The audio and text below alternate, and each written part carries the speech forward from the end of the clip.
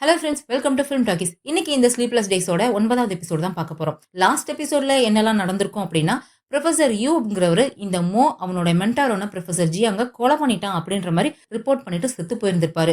இந்த மோவோட ஒய்ஃபுமே வந்து இதுக்கு முன்னாடி இறந்து போன இந்த மோவோட கொலிகான ஹான் டாங் 2 பேரையுமே இந்த மோ தான் கொலை பண்ணியிருக்கிறதுக்கு வாய்ப்பு இருக்கு அப்படின்ற மாதிரி வேற கொளுத்தி போட்டிருந்திருப்பாங்க. இதுக்கப்புறம் என்னெல்லாம் நடந்துச்சுங்கிறத இன்னைக்கு எபிசோட்ல பார்த்து தெரிஞ்சுக்கலாம். இன்னைக்கான எபிசோடோட ஸ்டார்டிங்லயே ஒரு ஃபிளாஷ்பேக் தான் காமிக்கிறாங்க. அனலி அமெரிக்காவுல போய் படிச்சேன்னு சொன்னாலயா, அதுக்கு முன்னாடி நடந்த சம்பவம் போல இருக்கு. இவ ஒரு மொட்டை மாடியில திரும்பி நின்னுகிட்டு இருக்கா. இவள பின்னாடி போஸ பார்த்து யாரோ ஒரு பொண்ணு வரைஞ்சிட்டு இருக்கா. இந்த பொண்ணு அனலியோட ஃப்ரெண்டு போல இருக்கு. இல்ல ஃப்ரெண்டா ஏதாவது சொந்தக்கார பொண்ணான்றது இப்போதைக்கு தெரியல. இப்போதைக்கு நம்ம ஃப்ரெண்டுனே வச்சுக்குவோம். அனலி ரொம்ப சோகமா இருக்கிறத பார்த்துட்டு, என்னடி ஆச்சு? நேத்து தான் ஏதோ நீ ஆசைப்பட்ட மெடிக்கல் காலேஜ்ல சீட்டு கிடைச்சிருச்சுன்னு ரொம்ப சந்தோஷமா இருந்த. இப்ப என்னமோ சோகமா இருக்க, என்னாச்சு அப்படின்னு சொல்லி கேக்குறாளா. கிடைச்ச சீட்டு கையை விட்டு போயிடுச்சு அப்படின்னு சொல்லிட்டு ரொம்ப சோகமா சொல்றா. ஏன் என்னாச்சு அப்படின்னு சொல்லி கேக்குறா. ஆக்சுவலா அமெரிக்காவில் இருக்க ஏதோ ஒரு ஃபேமஸான மெடிக்கல் காலேஜ்ல அனலிக்கு ஸ்காலர்ஷிப்போட சீட்டு கிடைக்கிறதா இருந்துச்சு. ஆனா கடைசி நேரத்துல அந்த சீட்டு வேற யாருக்கும் கொடுத்துட்டாங்களாம். அதனால இவளுக்கு அந்த சீட்டு கிடைக்கல. இனிமே நான் அங்க போகணும்னா ஸ்காலர்ஷிப்ல போக முடியாது, நான் பணம் கட்டி தான் போகணும் அப்படின்னு சொல்லி ரொம்ப சோகமா சொல்றா. சரி, நீ மெடிக்கல் படிக்கணுங்கிறது உன்னோட ஆசையா கனவா அப்படின்னு சொல்லி அந்த ஃப்ரெண்டு கேட்கறாளா. அது என்னோட கனவு, நான் கண்டிப்பா படிக்கணும் அப்படின்னு சொல்லி சொல்றாளா. அப்புறம் ஏன் யோசிக்கிற, இந்தா வச்சுக்கோ அப்படின்னு சொல்லிட்டு ஒரு கார்டு எடுத்து கொடுக்குறா. இதுல உனக்கு தேவையான பணம் இருக்கு, நீ அமெரிக்காவுக்கு போ, நீ படிக்கணும்னு ஆசைப்பட்டதை படி அப்படின்ற மாதிரி அவ சொல்றாளா. அதை வாங்கி பார்த்துட்டு, இல்ல இல்ல இது எனக்கு வேண்டாம், இது நீ கஷ்டப்பட்டு சம்பாதிச்ச பணம், இதை நீயே வச்சுக்கோ, அது என்னோட சீட்டு, எப்படி வாங்கணும்னு எனக்கு நல்லா தெரியும், கண்டிப்பா நான் என்னோட முயற்சியில நான் அந்த சீட்டை வாங்குவேன் அப்படின்ற மாதிரி இவ கொஞ்சம் கான்பிடென்டோட சொல்றா. அவ்வளவுதான், நீ படிக்கணும்னு ஆசைப்பட்டதை கண்டிப்பா படிப்ப, விடு, அதுக்காக ஏன் வருத்தப்படுற அப்படின்னு சொல்லிட்டு 2 பேரும் ரொம்ப சந்தோஷமா செல்ஃபி எல்லாம் எடுத்துக்கிட்டு இருக்காங்க. அப்படியே கட் பண்ணி இப்ப பிரசன்ட்க்கு வராங்க. டாங்ஷி அந்த யூஷி அவ விசாரிச்சுக்கிட்டு இருந்திருப்பான் இல்லையா, அவ கூட சொல்லி இருந்திருப்பான், ஆமா நான் என் புருஷனை கொல்லணும்னு நினைக்கிறேன் அப்படின்னு சொல்லிட்டு. அதுக்கப்புறம் இவன் நேரா கிளம்பி அந்த ஃபயர் ஆக்சிடென்ட் நடந்த அந்த லேபுக்கு தான் போறான். அங்க போய் ஏதாவது எவிடன்ஸ் கிடைக்குதா அப்படின்னு சொல்லி அவன் செக் பண்ணி பார்த்துட்டு இருக்கான். அதே சமயம் இங்க போலீஸ் ஸ்டேஷன்ல பாஸ் இருக்காரு இல்லையா, அவரு ரொம்ப கோவமா இந்த யுவான் அப்படிங்கிற ஒரு போலீஸ் ஆபீசர் தான் போய் பாக்குறாரு. இந்த யுவான் தான் முன்னாடி அந்த லேப்ல ஃபயர் ஆக்சிடென்ட் நடந்த கேஸை விசாரிச்சிருந்திருக்காரு அப்படின்னு சொல்லி நம்ம ஷானா போன எபிசோட்லயே கண்டுபிடிச்சிருந்தா இல்லையா. அந்த விஷயம் இப்ப பாஸ்க்கு தெரிய வந்துருச்சு போல இருக்கு. அதனாலதான் அந்த யுவானை பாக்குறதுக்காக வராரு. ரொம்ப கோவமா அந்த கேஸ் ஃபைல் எல்லாம் தூக்கி போடுறாரு. ஏண்டா, நீ தானே அந்த ஃபயர் ஆக்சிடென்ட் கேஸை விசாரிச்சிருக்க, இதை பத்தி நீ எங்க கிட்ட சொல்றது இல்லையா, உனக்கு நல்லா தெரியும் நாங்க மோ சம்பந்தப்பட்ட அப்புறம் அந்த மூமா சம்பந்தப்பட்ட கேஸை தான் விசாரிக்கிறோம்னு சொல்லி. அப்ப நீ அந்த ஃபயர் ஆக்சிடென்ட்டை விசாரிச்சிருக்க அப்படின்னா அது நீ எங்க கிட்ட சொல்லிருக்கணும்ல. சொல்லியிருந்தீங்கன்னா நாங்க கொஞ்சம் அலர்ட்டா இருந்திருப்போம்ல. தேவையில்லாம இன்னைக்கு ஒரு கொலை நடந்திருக்காது இல்ல, எதுக்காக நீ எங்க கிட்ட மறைச்ச அப்படின்னு சொல்லி ரொம்ப கோவமா கேக்குறாரு. சார், நான் விசாரிச்ச அந்த ஃபயர் ஆக்சிடென்ட் கேஸ்க்கும் இப்ப நீங்க விசாரிக்கிற இந்த மோமா கம்பெனி கேஸ்க்கும் சம்பந்தம் இருக்குன்றது எனக்கு எப்படி சார் தெரியும்? அதுவும் இல்லாம இப்ப எப்படி சம்பந்தம் இருக்கு? அது ஒரு ஃபயர் ஆக்சிடென்ட், அது அவ்வளவுதான், அந்த கேஸ் முடிஞ்சு போச்சு அப்படின்ற மாதிரி சொல்றான். ஓ, கேஸ் முடிஞ்சு போச்சா? சரி சொல்லு, அந்த ஃபயர் ஆக்சிடென்ட்ல அந்த ப்ரொஃபசர் ஜியாங்கோட டெட் பாடி எங்க போச்சுன்னு சொல்லு, அவர் உயிரோட இருக்காரா இல்லையான்னு சொல்லு அப்படின்ற மாதிரி கேட்டா அவன் திருன்னு முழிக்கிறான். என் கூட வாடா அப்படின்னு சொல்லிட்டு கோவமா கையை பிடிச்சி வேகமா இழுத்துட்டு போறாரு. நேரா டாங்ஷி இருக்கான் இல்லையா, அந்த ஃபயர் ஆக்சிடென்ட் நடந்த லேப அங்கதான் கூட்டிட்டு போறாரு. அங்க போய் ஒழுங்கா என்ன நடந்துச்சுன்னு சொல்லு அப்படின்ற மாதிரி கேக்குறாங்க. இவனும் சொல்ல ஆரம்பிக்கிறான். இந்த ஃபயர் ஆக்சிடென்ட் வந்து 2016 நடந்திருக்கு. நவம்பர் 6ஆம் தேதி நைட்டு 8 மணிக்கு மேலதான் இந்த ஃபயர் ஆக்சிடென்ட் நடந்திருக்கு. அந்த லேபுக்குள்ள எந்த ஒரு சிசிடிவி கேமராவும் இல்ல. லேபோட டோர் கிட்ட தான் சிசிடிவி கேமரா இருக்கு. உள்ள யார் வராங்க, வெளியில யார் போறாங்கன்றது அந்த கேமராவில நல்லாவே ரெக்கார்ட் ஆகுது. அன்னைக்கு நைட் 8:05க்கு ப்ரொஃபசர் ஜியாங் அந்த லேபுக்குள்ள என்டர் ஆகியிருக்காரு. அது கேமராவிலுமே ரெக்கார்ட் ஆகியிருக்கு. நிறைய ஸ்டூடெண்ட்டுமே அவர் அங்க லேபுக்குள்ள போனதை பார்த்திருக்காங்க. அப்படி பார்த்த ஸ்டூடெண்ட்ஸ்ல இந்த மோவுமே ஒரு ஆளு. ஆனா அவர் உள்ள போன ஒரு சில நொடியிலேயே அந்த லேப்ல ஃபயர் ஆக்சிடென்ட் நடந்திருக்கு. அவர் அங்கிருந்து வெளியில வந்ததை யாரும் பார்க்கவே இல்ல. கேமராவிலையும் ரெக்கார்ட் ஆகவே இல்ல. ஃபயர் பிரிகேட்லாம் வந்து நெருப்பு அணைக்க ட்ரை பண்ணியிருந்திருக்காங்க. நெருப்பு ரொம்ப அளவுக்கு அதிகமா இருக்கு. ஏன்னா அது கெமிக்கல் லேப் அப்படிங்கிறதுனால கெமிக்கல்லாம் சேர்ந்து பத்தி எரிஞ்சதுனால ரொம்ப இன்டென்ஸான ஃபயர் அங்க இருந்ததுனால அவங்களால அதை அணைக்கிறதே ரொம்ப கஷ்டமா இருந்துச்சு. அதுக்கப்புறம் அவங்களுக்கு அங்க எந்த ஒரு டெட் பாடியுமே கிடைக்கவே இல்ல.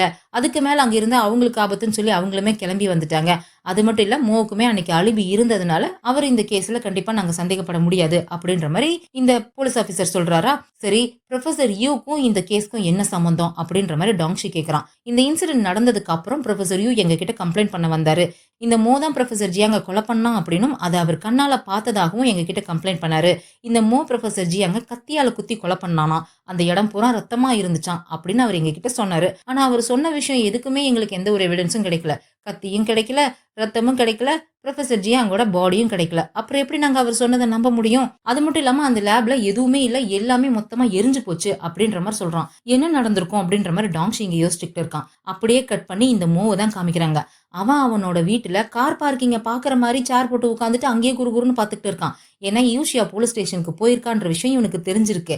அவ வருவான்றதுக்காக அவள பாக்குறதுக்காக கார் பார்க்கிங்கே பாத்துக்கிட்டு உட்கார்ந்துட்டு இருக்கான். அவளும் வரா. வந்ததுமே இவன் கேக்குறான். போலீஸ் உன்ன விசாரணைக்காக கூட்டிட்டு போனாங்களாமே, உன்கிட்ட என்ன கேட்டாங்க அப்படின்ற மாரி கேக்குறானா. உன்ன கூட தான் போலீஸ் விசாரணைக்கு கூட்டிட்டு போனாங்கன்னு கேள்விப்பட்டேன். உன்கிட்ட என்ன கேட்டாங்க அப்படின்னு அவ பதிலுக்கு திருப்பி கேக்குறா. என்ன நடந்துச்சுங்கிற விஷயம் இன்னைக்கு நீ நியூஸ்ல பாத்திருப்பேன்னு தெரியும். அப்புறம் ஏன் என்கிட்ட கேக்குற அப்படின்ற மாரி சொல்றானா. ஒண்ணும் இல்ல. அவங்க கூட கொஞ்ச நேரம் பேசிட்டு வந்தேன். நம்ம கல்யாணத்த பத்தி தான். ஏன்னா அவங்களுக்கு ஒரு சந்தேகம் இருந்துச்சு. ஒருவேளை நான் தான் உன்ன கொலை பண்ண பார்க்கணும்னு சொல்லி. அத கிளியர் பண்ணிக்கணும் இல்லையா? அதுக்காக தான் அவங்க என்ன கூப்பிட்டு நம்ம கல்யாணத்த பத்தி கேட்டாங்க. அப்படின்ற மாரி இவ சொல்றாளா. என்ன சொன்ன? அப்படின்னு அவன் கேட்கிறான். உண்மைய சொன்னேன். நீ என்னைக்குமே என்ன லவ் பண்ணதே இல்ல அப்படின்னு சொல்லிட்டு அவ பாட்டுக்கு அங்க இருந்து போயிடுறா. இவன் இந்த மோமா கம்பெனி ஆரம்பிக்கிறதுக்கே யூஷியாவோட அவங்க அப்பா தான் இன்வெஸ்ட்மென்ட் பண்ணியிருக்காரு. மேபி இவன் அந்த இன்வெஸ்ட்மென்ட்காக இவள லவ் பண்ற மாரி நடிச்சு ஏமாத்தி கல்யாணம் பண்ணிக்கிட்டான் போல இருக்கு. ஆனா ரொம்ப நாளைக்கு நடிக்க முடியாது இல்லையா? அதனால தான் இவளுக்கு எல்லா உண்மையும் தெரிஞ்சு போச்சு போல இருக்கு. ஆனா இவ இப்படி பேசிட்டு போனதும் கோவத்துல அவன் கையில போட்டிருந்த வெட்டிங் ரிங்க வேகமா கழட்டுறான். அப்படி அவன் கலட்டினதும் அவனுக்கு ஒரு விஷயம் ஞாபகம் வருது. 2014ல அதாவது இவன் அந்த ஜியாங் கிட்ட போய் சேர்றதுக்கு 2 வருஷத்துக்கு முன்னாடி இவன் போஸ்ட் கிராஜுவேட் படிச்சுக்கிட்டு இருந்தப்பவே இன்டர்னா போய் எங்கேயோ ஒரு இடத்துல சேர்ந்திருக்கான். ஏதோ ஒரு லேப் போல இருக்கு. அந்த லேப்ல இன்டர்னா ஜாயின் பண்றதுக்காக போயிருக்கான். அங்க யாரோ ஒரு டாக்டர் வராங்க. அவங்க கிட்ட தான் நான் இன்டர்னா ஜாயின் பண்ண வந்திருக்கேன் அப்படின்ற மாதிரி சொல்றான். அங்க வர டாக்டர் வேற யாரும் இல்ல. நமக்கு ஃபர்ஸ்ட் சீன்ல அனலியோட ஃப்ரெண்டு மாதிரி ஒரு பொண்ணை காமிச்சாங்க இல்லையா? அந்த பொண்ணு தான். அவங்க என் பேரு ஃபேங் அப்படின்னு சொல்லி இன்ட்ரோடியூஸ் பண்ணிக்கிறாங்க. இவன் வந்து நான் பயோமெடிக்கல் இன்ஜினியரிங் ஃபைனல் இயர் படிச்சுக்கிட்டு இருக்கேன் அப்படின்ற மாதிரி சொல்லிட்டு இவனும் போய் அவங்க கிட்ட இன்டர்னா ஜாயின் பண்ணிக்கிறான். அப்படியே கட் பண்ணி கொஞ்ச நாள் கழிச்சா கொஞ்சம் வருஷம் கழிச்சோ அவன் வேற யாரோ ஒரு டாக்டர் கூட வேலை பார்த்துக்கிட்டு இருக்கான். அப்போ ஒரு நர்ஸ் ஓடி வந்து 9ஆம் நம்பர் பேஷண்ட் ரொம்ப சீரியஸா இருக்காங்க அப்படின்ற மாதிரி இன்ஃபார்ம் பண்றாங்களா. வேக வேகமா இவங்களும் அந்த 9ஆம் நம்பர் பேஷண்ட்டை போய் பாக்குறாங்க. அங்க போய் பார்த்தா இப்ப கொஞ்ச நேரத்துக்கு முன்னாடி இன்ட்ரோடியூஸ் பண்ணாங்களே ஃபெங்குன்னு சொல்லி அனாலியோட ஃப்ரெண்டு, அவங்க தான் அங்க பேஷண்டா இருக்காங்க. அதை பார்த்துட்டு இந்த மூவே ஷாக் ஆயிடுறான். என்னாச்சு இவங்களுக்கு, ஏன் இப்படி இருக்காங்க அப்படின்ற மாதிரி அந்த டாக்டர்கிட்ட கேட்கறானா. இவங்களுக்கு ஸ்பைனல்ல டியூமர் வந்திருக்காமா, 4th ஸ்டேஜ்ல இருக்காங்க அப்படின்ற மாதிரி சொல்லிட்டு அவங்களுக்கு கொடுக்க வேண்டிய மருந்தெல்லாம் கொடுத்துக்கிட்டு இருக்காங்க. ஆனா அவங்க வலியில துடிச்சுக்கிட்டு இருக்காங்க. அவங்க இப்படி துடிக்கிறத பார்த்துட்டு இந்த அந்த டாக்டர் கிட்ட வந்து சொல்றான். நம்ம இந்த மருந்து குடுக்கறதுக்கு பதிலா நம்ம அந்த மருந்து குடுத்து பார்ப்போம் அப்படின்னு சொல்லி இவன் வேற ஏதோ ஒரு ட்ரீட்மெண்ட் மெத்தட ரெக்கமெண்ட் பண்றான் அந்த டாக்டர்ட்ட. அந்த டாக்டர் அதுக்கு கோவமா சொல்றாரு. நீ புத்தகத்துல படிச்சதெல்லாம் பிராக்டிகலா செய்ய முடியாது. இது வந்து ட்ரீட்மெண்ட். இது இப்படிதான் பண்ணணும் அப்படின்ற மாதிரி அந்த டாக்டர் சொல்லிட்டு போயிடுறாரு. ஆனா அங்க அந்த ஃபெங் ஒரு மாதிரி வலியில துடிக்கிறாங்க. எமர்ஜென்சி பட்டன் அழுத்தி நர்ஸை கூப்பிடுறாங்க. எனக்கு இன்னும் கொஞ்சம் பெயின் கில்லர் கொடுங்க, என்னால வலி தாங்க முடியல அப்படின்ற மாதிரி சொல்றாங்க. அந்த நர்ஸ் மைக்லயே சொல்றாங்க, இல்ல மேடம் உங்களுக்கு அவ்வளவுதான் கொடுக்கணும், இதுக்கு மேல கொடுக்க கூடாது அப்படின்ற மாதிரி சொல்லிடுறாங்களா. அந்த சமயத்துல இந்த மாஸ்க் எல்லாம் மாட்டிக்கிட்டு உள்ள வரான். சத்தம் போடாதீங்க அப்படின்னு சொல்லி சைகையிலே காமிச்சிட்டு இவன் ஒரு இன்ஜெக்ஷன் எடுத்து அவங்களுக்கு போடுறான். அவன் பெயின் கில்லரை போட்டானா இல்ல வேற ஏதாவது போட்டானான்னு தெரியல. சத்தம் போடாதீங்க, யார்கிட்டயும் சொல்லாதீங்க, சைலண்டா தூங்குங்க அப்படின்ற மாதிரி இவன் சொல்றான். அவங்களுக்கு இப்போதைக்கு வலி நின்னுடுச்சு இல்லையா, அவங்களும் சரி சரின்னு தலையாட்டிட்டு அப்படியே அவங்க படுத்து தூங்கிடுறாங்க. இதையெல்லாம் இப்ப பிரசன்ட்ல யோசிச்சு பார்த்தோமோ கலட்டின ரிங்க திரும்பவும் எடுத்து விரல்ல மாட்டிக்கிறான். இவங்களுக்கும் அந்த ஃபெங்குக்கும் என்ன சம்பந்தம்னு தெரியல. அது மட்டும் இல்ல, நம்ம அனலி இந்த மூமா கம்பெனிக்கு வந்ததுல இருந்து ரகசியமா அவங்க கம்ப்யூட்டர் டேட்டாவுல யாரோ ஒரு பேஷண்ட்டை பத்தி தேடிக்கிட்டு இருந்தா இல்லையா, அந்த பேஷண்ட்டுமே இந்த ஃபெங் தான். இப்ப கூட உட்கார்ந்து அந்த ஃபெங்கோட பேரை போட்டு தான் தேடிக்கிட்டு இருக்கா. ஆனா அவளுக்கு எந்த டேட்டாவுமே கிடைக்கவே இல்ல. அந்த ஆபீஸ்ல வேலை பார்க்குற ஒரு பழைய ஸ்டாஃப் போய் பார்த்துட்டு கேட்கறா, இந்த மாதிரி நான் கம்ப்யூட்டர்ல பழைய டேட்டாவெல்லாம் தேட ட்ரை பண்றேன். ஆனா டினைட்னே வருது, எனக்கு அது கிடைக்க மாட்டேங்குது, ஏன் கிடைக்கல அப்படின்ற மாதிரி கேட்கறாளா. இல்ல மேடம், நம்ம கம்பெனியோட டேட்டாஸை ஹேக்கர்ஸ் யாரும் ஹேக் பண்ணிட கூடாதுன்றதுக்காக ரொம்ப செக்யூரா வச்சிருக்கோம். நீங்க டேட்டா எதையாவது நீங்க ஓபன் பண்ணணும் அப்படின்னா அதுக்கு நீங்க சிஇஓ மூவோட பர்மிஷன் வாங்கணும். அவருடைய அப்ரூவல் இருந்தா மட்டும்தான் உங்களால அதை ஓபன் பண்ண முடியும். அது சரி, நீங்க எந்த வருஷத்தோட டேட்டாவை பார்க்கணும்னு நினைக்கிறீங்க அப்படின்னு கேட்கறான். அதுக்கு அவ 2018 அப்படின்னு சொல்றா. 2018னா ரொம்ப பழைய டேட்டா மேடம், நீங்க எலக்ட்ரானிக்கா அந்த டேட்டாவை நீங்க தேட முடியாது. நீங்க வேணா ஹார்ட் காப்பியா என்கிட்ட இருக்கு பார்க்கலாம், ஆனா எடுத்துட்டு போக முடியாது அப்படின்ற மாதிரி அந்த பொண்ணு சொல்றா. இவளும் சரி சரின்ற மாதிரி ஒத்துக்கிறா. இங்க டாங்ஷி அந்த லேப்ல ஃபயர் ஆக்சிடென்ட் நடந்தப்போ எடுத்த அந்த சிசிடிவி ஃபுட்டேஜை போட்டு பார்த்துட்டு இருக்கான். அந்த ப்ரொஃபசர் ஜியாங் அந்த லேபுக்குள்ள போனது, அதுக்கப்புறம் உடனே அங்க நெருப்பு பத்த வச்சது, இது எல்லாமே தெளிவா அதுல ரெக்கார்ட் ஆகியிருக்கு. ஆனா அவர் உள்ள போனது ரெக்கார்ட் ஆகியிருக்கு. அவங்க சொன்ன மாதிரி அவர் வெளியில வந்த மாதிரி தெரியவே இல்ல. அது எல்லாத்தையுமே அவன் பார்த்துக்கிட்டு இருக்கான். இங்க அனலியா அந்த பொண்ணு ஃபைல் ரூமுக்கு கூட்டிட்டு போறா. ஏகப்பட்ட ஃபைல்ஸ் இருக்கும் போல இருக்கு. இது வரைக்கும் இந்த கம்பெனியோட டேட்டாஸ் எல்லாத்தையுமே ஹார்ட் காப்பியா இங்க தான் ஸ்டோர் பண்ணி வச்சிருக்காங்க. இவ 2018 ஃபைல் தான் வேணும்னு கேட்டா இல்லையா, ரெஃபரன்ஸ்க்காக வேணும்னு சொல்லி தான் இவங்க கூட்டிட்டு வந்திருக்கா. இருக்கா. இவ நேரா 2018 எங்க இருக்குன்னு சொல்லி கூட்டிட்டு போய், இங்க வேணுங்கிற ஃபைல் எடுத்துக்கோங்க அப்படின்னு சொல்லிட்டு இவ பக்கத்திலேயே நின்னுக்கிறா. இவ வேற ஏதோ ஒரு ஃபைல் வேணும் அப்படின்ற மாரி சொல்றாளா, அந்த ஃபைல் அங்க உள்ள இருக்கு மேடம். நான் வேணா போய் எடுத்துட்டு வரேன் அப்படின்னு சொல்லிட்டு அந்த பொண்ணு அந்த பக்கமா போயிடுறா. ஆக்சுவலா அனலி வேணும்னே தான் சொல்லியிருக்கா, இவள அந்த பக்கமா அனுப்புறதுக்காக. ஏன்னா அனலி தேடி வந்தது 2018 ஃபைல் இல்ல, 2016 ஃபைல. இந்த ஃபெங்குக்கு ட்ரீட்மெண்ட் நடந்தது 2016ல தான். ஃபிளாஷ்பேக்ல நமக்கு காமிச்சாங்க இல்லையா? அவ அந்த பக்கம் போனதும் அவசர அவசரமா இவ 2016 தான் ஓபன் பண்றா. அதுல இந்த ரான் மூலியமா ட்ரீட்மெண்ட் எடுத்துக்கிட்டவங்களோட லிஸ்ட் அங்க ஒரு ஃபைல் இருக்கு. அந்த ஃபைல் எடுத்து செக் பண்ணி பார்க்கறா. அதுல போட்டோ அந்த மாதிரிலாம் எதுவும் இல்ல. யாருக்காவது ஏதாவது ட்ரீட்மெண்ட் குடுக்குறாங்க அப்படின்னா, அவங்களுக்கு அந்த பாதிக்கப்பட்ட ஏரியாவ ரெஃபரன்ஸ்க்கு போட்டோ எடுத்து வைப்பாங்க இல்லையா?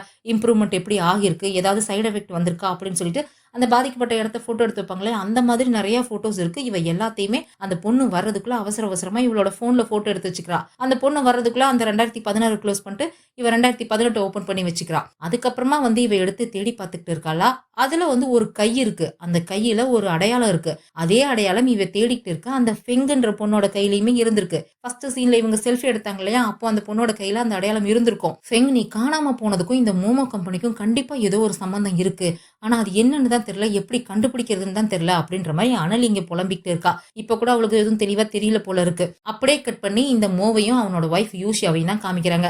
நைட்டு பெட்ல 2 பேரும் ஆளுக்கு ஒரு பக்கம் மூஞ்சி திருப்பிட்டு படுத்துக்கிட்டு இருக்காங்க. அப்போ இந்த மோ சொல்றான், "உன்னோட தலகாணி கடியில உனக்கு ஒரு கிஃப்ட் வச்சிருக்கேன்" அப்படின்னு சொல்லிட்டு. இவளும் தலகாணி கடியில பார்க்கறா, ஒரு கவர் தான் இருக்கு. அத ஓபன் பண்ணி பார்த்தா, இவ ஒரு பிரைவேட் இன்வெஸ்டிகேட்டர ஹையர் பண்ணாலயா இந்த மோவ போட்டோ எடுக்கிறதுக்காக, அந்த இன்வெஸ்டிகேட்டரோட போட்டோவ இவன் எடுத்து வச்சிருக்கான். அந்த லட்சணத்துல தான் அந்த பொண்ணு மறைஞ்சு மறைஞ்சு போட்டோ எடுத்திருக்கு போல இருக்கு. "நீ தேடிக்கிட்டு இருந்த கேள்விக்கான பதில உன்னோட பிரைவேட் இன்வெஸ்டிகேட்டர் குடுத்துட்டாங்களா?" அப்படின்ற மாரி இவன் கேட்கறான். இவ எந்த பதிலுமே சொல்லல. "நான் வேணா கெஸ் பண்ணட்டுமா? இன்னைக்கு நீ போலீஸ் ஸ்டேஷன்ல என்ன சொல்லியிருப்பேன்னு சொல்லி? நான் உன்னை கல்யாணம் பண்ணிக்கிட்டதே உன்னோட குடும்ப சொத்துக்காகவும் உன்னோட பேக்ரவுண்டுக்காகவும் தான் சொல்லியிருப்ப. கரெக்டா?" அப்படின்ற மாரி கேட்கறான். அதுக்கும் அவன் எந்த பதிலுமே சொல்லல. "சரி நானே ஒத்துக்கிறேன். உண்மைதான். நான் உன்னோட சொத்துக்காகவும் உன்னோட பேக்ரவுண்டுக்காகவும் மட்டும்தான் நான் உன்னை கல்யாணம் பண்ணிக்கிட்டேன். ஆனா அது அப்பதான்.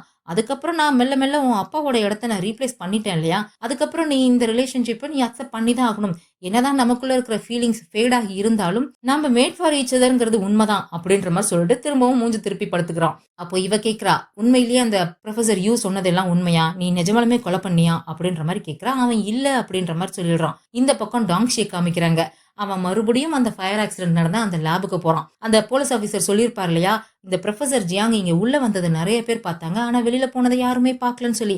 அதே தான் அவன் திரும்ப திரும்ப யோசிச்சு பார்த்துட்டு இருக்கான். ஒருவேளை உள்ள வந்த புரொஃபசர் வெளியில போறதுக்கு வேற ஏதாவது வழி இருந்திருக்குமோ, அது வழியா எஸ்கேப் ஆகியிருப்பாரோ அப்படின்ற சந்தேகம் இவனுக்கு இருக்கு. அதனால அந்த லேப் பூரா தேடி பார்க்கறான். அப்போ அந்த இடத்துல ஒரு பழைய ஃப்ரிட்ஜ் ஒண்ணு இருக்கிறதையும் கவனிக்கிறான். ஃப்ரிட்ஜுக்குள்ள நம்ம போய் உட்கார்ந்துக்கிட்டோம்னா வெளியில ஃபயர் ஆக்சிடென்ட் நடந்தாலும் நமக்கு எந்த பாதிப்பும் வராது இல்லையா? ஒருவேளை இந்த மாரி நடந்திருக்குமோ அப்படின்ற மாரி தான் யோசிக்கிறான். இது கெமிக்கல் லேப்.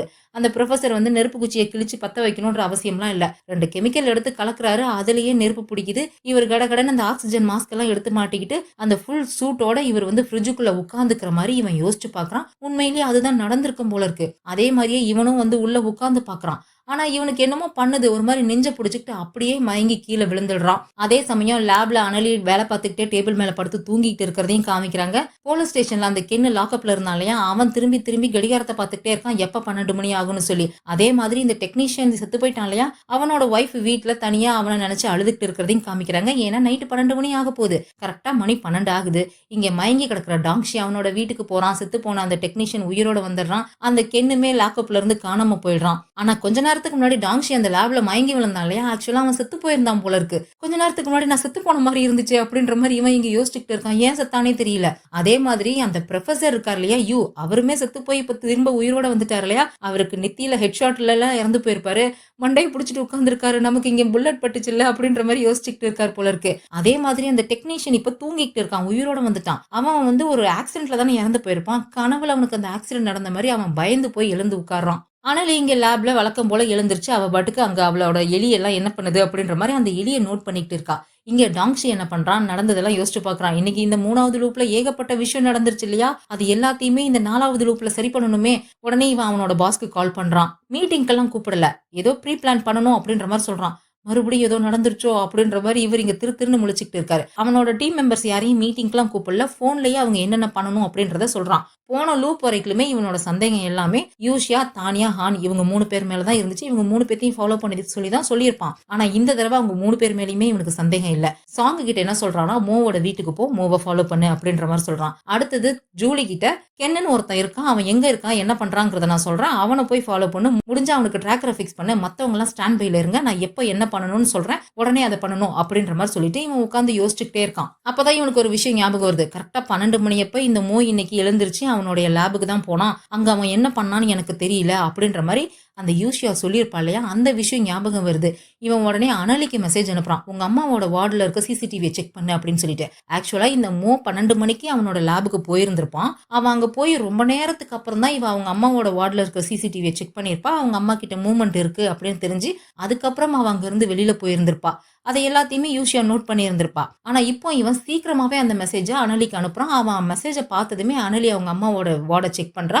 அவங்க கண்ணசைவு இருக்கு அப்படின்னு தெரிஞ்சதும் அவசரமா அவ கிளம்பி வெளியில வரா. அதுவும் எப்பன்னா கரெக்டா மோ அந்த லேபுக்குள்ள என்டர் ஆகுற சமயத்துல. மோ அந்த லேபுக்குள்ள என்டர் ஆகுறான். பின்னாடியே யூஷியா அவனை ஃபாலோ பண்ணிக்கிட்டே வந்துட்டு இருக்கா. ஆனா யூஷியா இவனை ஃபாலோ பண்றாங்கிற விஷயம் இவனுக்கு நல்லாவே தெரியும் போல இருக்கு. இவன் அந்த லேபுக்குள்ள போனவன் மெதுவா திரும்பி அவளை பாக்குறான். அவ டோர் ஓபன் பண்ண முடியாம வெளியவே நின்று எட்டி எட்டி பாத்துக்கிட்டு இருக்கா. இவன் பின்னாடி திரும்பி யூஷியாவை பார்க்க போற சமயத்துல முன்னாடில இருந்து அனலி வந்துடுறா. மிஸ்டர் மோ, நீங்க இங்க என்ன பண்றீங்க? நான் எக்ஸ்பெரிமெண்ட் பண்ணிட்டு இருந்தேன், ரிசல்ட்டை செக் பண்றதுக்காக வெயிட் பண்ணேன், மத்தவங்க எல்லாரும் வீட்டுக்கு போயிட்டாங்க, நீங்க இங்க என்ன பண்றீங்க அப்படின்ற மாதிரி கேக்குறா. இது எல்லாத்தையுமே வெளியே நின்று யூஷியா கேட்டுக்கிட்டு தான் இருக்கா, பாத்துக்கிட்டு தான் இருக்கா. நீ எங்கம்மா போற இவ்வளவு அவசரமா அப்படின்னு கேக்குறானா. இல்ல, நான் எங்க அம்மாவை செக் பண்றதுக்காக போறேன் அப்படின்னு சொல்லிட்டு இவளுமே அங்க இருந்து கடகடன்னு கிளம்பி வெளியில போயிடுறா. இவ வெளியில போகும்போது அந்த டோரை ஓபன் பண்ணிட்டு அவ பட்டுக்கு போயிடுறா. அது ஆட்டோமேட்டிக் டோர் இல்லையா, இவ போனதுக்கு அப்புறம் அது க்ளோஸ் ஆகுது. ஆனா அது க்ளோஸ் ஆகிற கேப்புக்குள்ள யூஷியா உள்ள வந்துடுறா.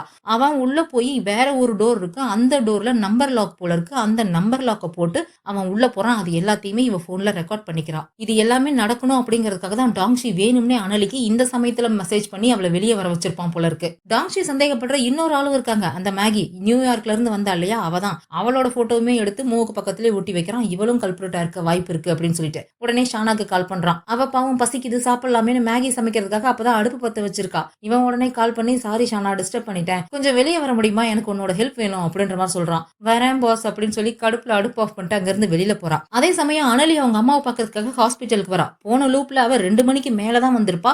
அவ போன்ல தான் அவங்க அம்மா கண் முழிச்சதை பாத்திருப்பா. இவ ஹாஸ்பிட்டலுக்கு வந்து சேர்றதுக்குள்ள அவங்க திரும்ப அன்கான்சியஸ் ஆயிருப்பாங்க. ஆனா இந்த தடவை டாங்ஷி வந்து சீக்கிரமாவே இவ கிட்ட சொல்லிட்டான் இல்லையா, லூப் ஸ்டார்ட் ஆனதுமே இவ கிட்ட சொல்லி இருந்திருப்பான், போய் அவங்க அம்மாவை பாரு அப்படின்னு சொல்லி. அதனால இவ சீக்கிரமாவே இங்க ஹாஸ்பிட்டலுக்கு வந்துட்டா. அவங்க அம்மா கான்சியஸ்ல இருக்கும் போதே அவங்க அம்மா இவ வந்து பார்க்கும்போது கண் முழிச்சிருக்காங்க. அதை பார்த்துட்டு இவளுக்கு பயங்கர சந்தோஷம். அம்மா, உங்களுக்கு நான் பேசுறது கேக்குதுன்னா கண்ணை சிமிட்டுங்க அப்படின்ற மாதிரி சொல்றா. அவங்களும் கண்ணை சிமிட்டுறாங்க. கண்ணுல இருந்து தண்ணி எல்லாம் வருது. அதை பார்த்துட்டு இவ சந்தோஷப்பட்டு அழுதுட்டு இருக்கா. ஆனா அந்த சந்தோஷம் ரொம்ப நேரம்லாம் நீடிக்கல. அவங்க உடனே திரும்ப மயக்கமாகிடுறாங்க. இங்க லேபுக்குள்ள போனா இல்லையா மோ, அவன் அவனோட வேலையெல்லாம் முடிச்சுட்டு லேபை விட்டு வெளியில வரான். யூஷியா அங்கதான் மறைஞ்சு நின்று இதை பார்த்துக்கிட்டு இருக்கான். அவன் அங்க இருந்து போனதும் எந்த ரூம்ல இருந்து இவன் வெளியில வந்தாலும் அந்த ரூமுக்கு இவ போறா. இவ தான் அந்த பாஸ்வேர்டை போன்ல ரெக்கார்ட் பண்ணிட்டா இல்லையா, இவ போய் அந்த பாஸ்வேர்டை போட்டுட்டு உள்ள போறா. உள்ள அப்படி என்னத்தை பார்த்தான்றத நமக்கு காமிக்கல. ஆனா இவ பார்த்துட்டு ஒரு மாதிரி ஷாக்ல உறைஞ்சு போய் நின்னுட்டு இருக்கா. அவ கண்ணெல்லாம் பெருசு பெருசா விரிஞ்சு போச்சு. அப்படி என்னத்தை பார்த்தான்னு தான் தெரியல. இங்க ஷானா டாங்ஷியை பாக்குறதுக்காக வெளியில வரா. இவன் 3 போட்டோ எடுத்து கொடுக்குறான். கென், மேகி, அப்புறம் அந்த ப்ரொஃபசர் ஜியாங், இவங்க 3 பேரோட போட்டோவையும் கொடுத்து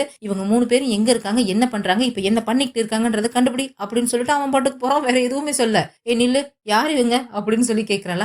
அவன் தான் ஸ்குவிட் அப்படின்னு சொல்றான். அது எப்படி உனக்கு தெரியும், இவ்வளவு சீக்கிரம் எப்படி நீ ஸ்குவிட்டை கண்டுபிடிச்ச அப்படின்ற மாதிரி கேக்குறா. அதெல்லாம் கேட்காத, போய் கண்டுபிடி அப்படின்னு சொல்லிட்டு போறானா. சரி, மீதி 2 பேரும் யாரு அப்படின்னு கேட்டா அவங்க கூட்டாளிங்க, போய் கண்டுபிடிக்கிற வேலையை மட்டும் பாரு அப்படின்னு சொல்லிட்டு போறான். எதுவுமே சொல்ல மாட்டேங்கிறான். அவன் பாட்டுக்கு 3 போட்டோ எடுத்து கொடுத்துட்டு போறான் அப்படின்னு சொல்லி கடுப்பாயிட்டு போயிட்டு இருக்கா. இங்க யூஷியா அந்த லேப்ல அப்படி என்னத்தை பார்த்தான்னு தெரியல. ஷாக்ல உறைஞ்சு போய் அப்படியே வெளியில வரா. அழுதுட்டு வேற வெளியில வரா. அப்படி என்ன பார்த்தான்னு தெரியல. அதே சமயம் இந்த ஷானா அந்த கென் எந்த இடத்துல இருக்கான்றத கண்டுபிடிச்சு சொல்லிட்டா போல இருக்கு. அவன் ஸ்டண்ட் மேன் இல்லையா, ஏதோ ஒரு ஷூட்டிங் ஸ்பாட்ல தான் சண்டையில இருக்கான் அப்படின்ற விஷயத்த சொல்றா. அதை கேட்டுட்டு ஜேம்ஸ் உடனே போய் அவனை ஃபாலோ பண்ணிட்டு இருக்கான். போன லூப்லயே அவன் எந்த இடத்துல இருக்கான், அவனோட வீடு எங்க இருக்குன்றத கண்டுபிடிச்சிருந்திருப்பாங்க இல்லையா. டாங்ஷி என்ன பண்றான், நேரா கிளம்பி அந்த கென்னோட வீட்டுக்கு தான் போறான். கையில கால்ல எல்லாம் கிளவுஸை மாட்டிக்கிட்டு நிறைய எக்யூப்மெண்ட் எல்லாம் வச்சு அவனுடைய கதவை வந்து ஸ்மார்ட்டா ஓபன் பண்றான். ஓபன் பண்ணா கதவை ஒட்டின மாதிரியே ஒரு ஸ்டாண்ட் ஒண்ணு வச்சிருக்கான். ஏதாவது கண்டுபிடிக்கிறதுக்காக வச்சானா என்னன்னு தெரியல. அதை எடுத்து ஓரமா வச்சுட்டு இவன் பாட்டுக்கு கதவை திறந்துட்டு உள்ள போறான். வீட்டுல செவுத்துல எல்லாம் என்னத்தையோ ஒட்டி வச்சிருக்கான். அதையெல்லாம் செக் பண்ணிக்கிட்டு இருக்கான். ஏதாவது கிடைக்குதா அப்படின்னு சொல்லிட்டு. அதே மாதிரி சாங் கிட்ட மூவ ஃபாலோ பண்ணணும்னு இவன் சொல்லியிருப்பான் இல்லையா?